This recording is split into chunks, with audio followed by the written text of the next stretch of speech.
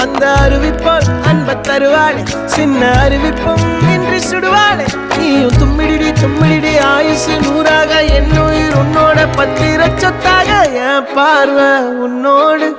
உன் பொம்மை கண்ணோடு பேசாமல் விண்ணோடு நாம் மிதந்து போவோம்